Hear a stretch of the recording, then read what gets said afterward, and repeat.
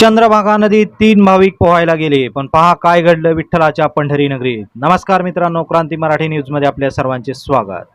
आषाढी वारीच्या पार्श्वभूमीवर सध्या पंढरपुरात वारकरी भाविक येत आहेत. ते चंद्रभागा नदी स्नानासाठी जात आहेत. अशातच एक प्रकार घडलेला आहे. तो नेमका काय घडला आहे तेच पाहूया. आषाढी वारीच्या निमित्ताने चंद्रभागा नदी पात्रात गस्त घालणाऱ्या जिल्हा आपत्ती व्यवस्थापन प्राधिकरणाच्या पथकाने आज दिनांक 21 जुलै 2026 रोजी बुडणाऱ्या 3 वारकरी भाविकांना वाचवून मोठा अनर्थ टाळलेला आहे.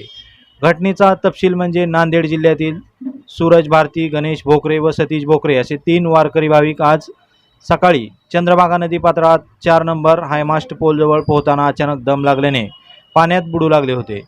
चंद्रभागा नदी पात्रात गस्तीवर असलेल्या बचाव पथकातील जवानांनी तात्काळ पाण्यात उडी घेऊन वारकऱ्यांना सुखरूप बाहेर काढले. प्राथमिक उपचारानंतर वारकऱ्यांची प्रकृती स्थिर आहे. आपत्ती यंत्रणा सज्ज. जिल्हा आपत्ती व्यवस्थापन प्राधिकरणाची टीम वारी कालावधीत 24 तास चंद्रभागा नदी पात्रात गस्त व बचाव कार्यासाठी सज्ज आहे. नदी पात्रात 17 रेस्क्यू बोटी, 180 आपदा मित्र व प्रशिक्षित बचावकर्मी तैनात करण्यात आले आहेत. वारकऱ्यांनी नदीत उतरताना प्रशासनाच्या सूचनांचे पालन करावे असे आवाहन जिल्हा आपत्ती व्यवस्थापन अधिकारी शक्तिसागर ढोले यांनी केलेले आहे.